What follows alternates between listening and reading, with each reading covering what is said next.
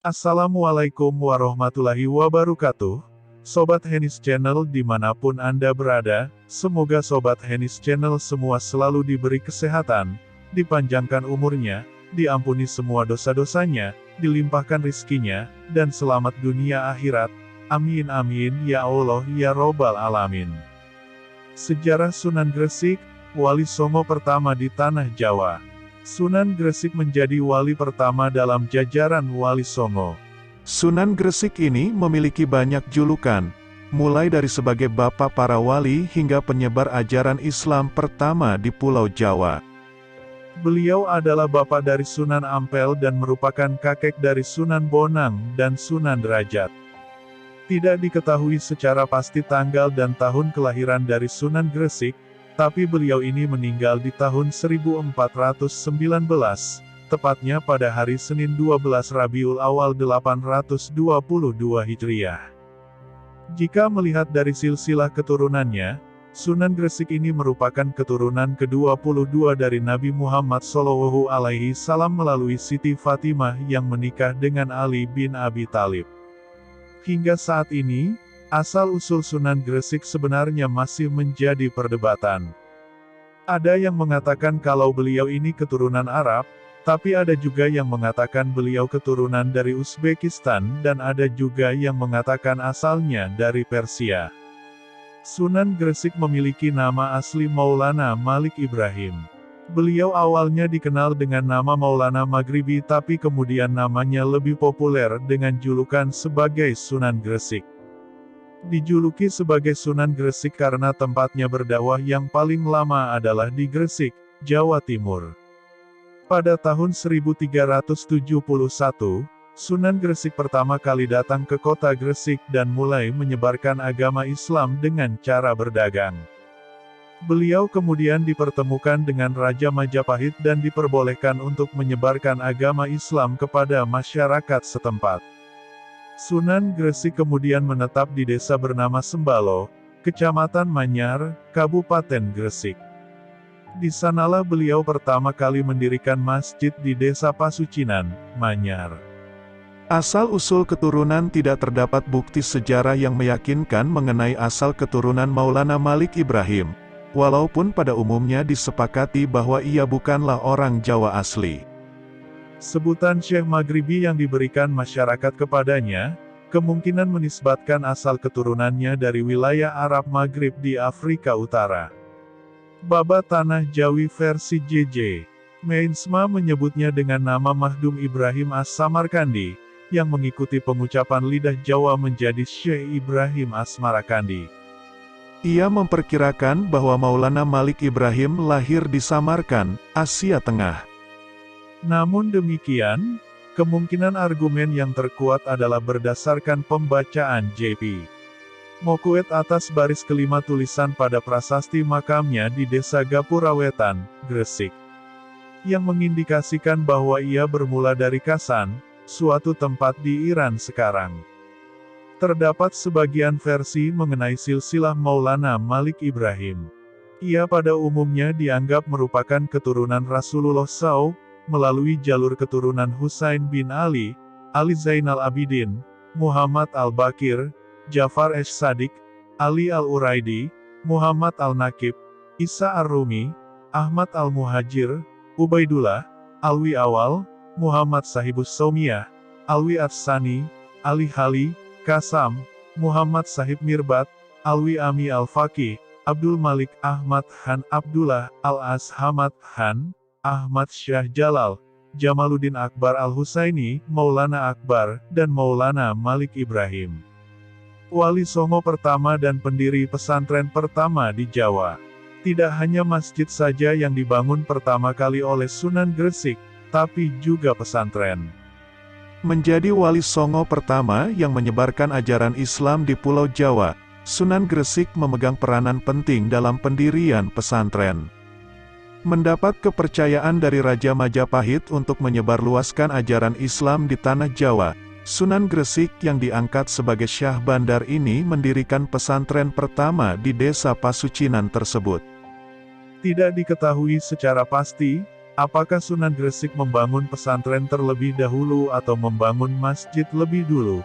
Tapi di desa tersebut menjadi lokasi pertama dari pembangunan masjid dan pesantren di Jawa.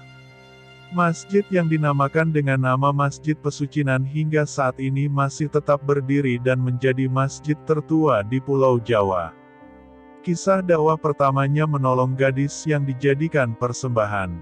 Pada masa-masa awal kedatangannya di Tanah Jawa, Sunan Gresik mengalami sebuah kejadian saat beliau sedang mengembara. Ketika itu, cuaca sangat terik karena sudah berbulan-bulan tidak ada hujan di daerah tersebut. Di tengah perjalanannya mengembara, beliau melihat banyak orang berkerumun sambil mengerumuni panggung bebatuan.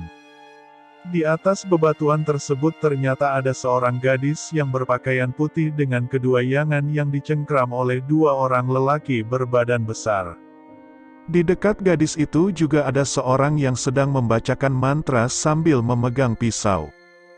Saat Sunan Gresik bertanya pada orang-orang, beliau mendapat informasi kalau gadis tersebut sedang menjadi tumbal untuk dipersembahkan kepada Dewa Hujan karena di tempat tersebut sedang mengalami kemarau panjang. Kemarau panjang ini mengakibatkan sumur kering dan ladang tidak bisa menghasilkan panen. Ketika beliau ingin menggagalkan upacara penumbalan tersebut, kedua orang berbadan besar tersebut menyergap Sunan Gresik.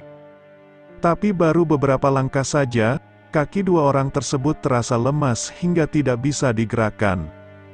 Setelah mengetahui kalau korban persembahan ini adalah yang ketiga, Sunan Gresik kemudian bersama kelima muridnya menghadap kiblat lalu melakukan salat sunnah istisqa sebanyak 2 rakaat untuk memohon hujan. Tak berselang lama, turunlah hujan dengan deras. Orang-orang setempat yang sangat gembira pun berterima kasih dan ingin menyembah Sunan Gresik. Tapi hal tersebut dilarang oleh beliau dan menyuruh mereka untuk mengucapkan syukur pada Allah SWT. Orang-orang tersebut kemudian diajarkan mengucapkan 2 kalimat syahadat dan diajak untuk memeluk agama Islam. Inilah kisah dakwah pertama dari Sunan Gresik di Pulau Jawa. Kesuksesan berdakwahnya didukung oleh perannya sebagai tabib. Salah satu cara yang dilakukan oleh Sunan Gresik dalam berdakwah adalah dengan membuka praktik pengobatan gratis kepada masyarakat setempat, terutama rakyat yang kehidupan ekonominya kurang mampu. Ia memiliki kemampuan untuk mengobati orang karena dulunya beliau pernah belajar ilmu pengobatan tradisional. Beliau pun memanfaatkan keahliannya ini untuk berdakwah. Ia tidak pernah membeda-bedakan golongan masyarakat. Baik itu golongan kelas bawah, tengah, hingga atas dianggapnya sama. Inilah yang membuat Sunan Gresik memiliki pengaruh kuat di masyarakat. Kemampuannya sebagai tabib pun terdengar hingga kerajaan Majapahit sehingga beliau pernah diundang oleh raja untuk mengobatinya istrinya yang sedang sakit. Pendekatan dakwah dilakukan dengan bertani, bercocok tanam, dan berdagang. Cara berdakwah Sunan Gresik tidak hanya dengan pengobatan gratis saja, tetapi beliau juga berdakwah dengan cara bertani dan bercocok tanam. Beliau mengajarkan masyarakat setempat cara bercocok tanam dan bertani yang benar.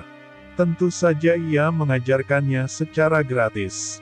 Sambil mengajarkan cara bercocok tanam dan bertani, beliau sambil berdakwah dan mengajarkan agama Islam kepada masyarakat. Dengan begitu, masyarakat tidak merasa dipaksa untuk memeluk agama Islam.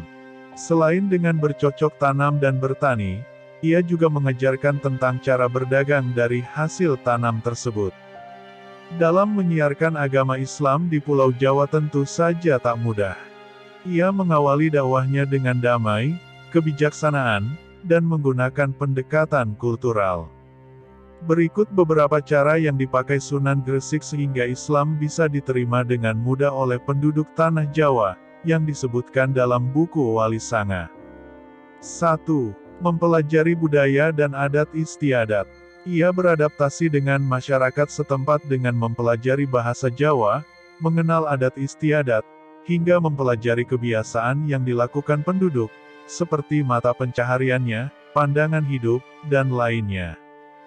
2. Membuka warung. Permulaannya Sunan Gresik membuka warung yang mana menjual kebutuhan sehari-hari untuk masyarakat sekitar.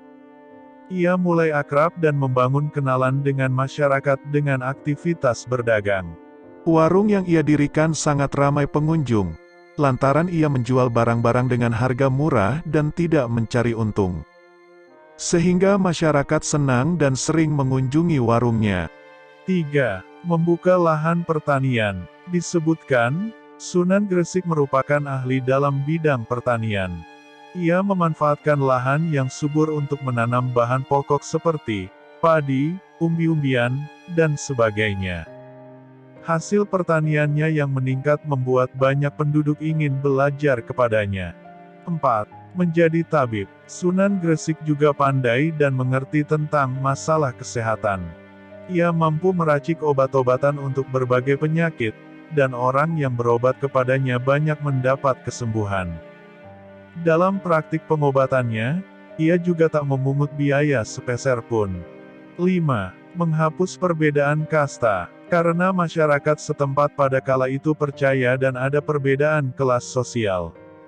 Ia mengajarkan ajaran Islam yang mana tak ada perbedaan kasta di dalamnya. Dari sinilah, banyak masyarakat yang masuk Islam. 6. Membangun masjid dan pesantren.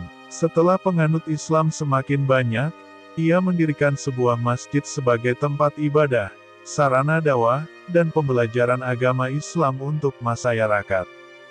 Makam Sunan Gresik. Sunan Gresik meninggal pada Senin, 12 Rabiul Awal 822 H atau tepat di tahun 1419 M. Tanggal tersebut kemudian diperingati sebagai Hari Sunan Gresik yang setiap tahunnya diikuti jemaah lokal maupun luar daerah dari berbagai penjuru. Ia dimakamkan di Jalan Malik Ibrahim di Desa Gapura, Sukolilo. Jaraknya sekitar 200 meter dari alun-alun Gresik. Akses ke makam Sunan Gresik mudah dijangkau dengan transportasi umum. Makam Sunan Gresik sering diziarahi dan menjadi salah satu destinasi wisata religi di Gresik. Makam yang bangunannya punya ciri khas ini dikelilingi oleh pemakaman keluarga dan umum. Termasuk salah satunya adalah makam Bupati Gresik pertama yaitu Raden Pusponegoro. Selain itu, ia membangun pesantren sebagai tempat untuk menampung penduduk yang ingin belajar ilmu agama kepadanya. Demikian kisah singkat Sunan Gresik. Terima kasih sudah menyaksikan video-video dari Hennis Channel. Semoga dapat bermanfaat. Assalamualaikum warahmatullahi wabarakatuh.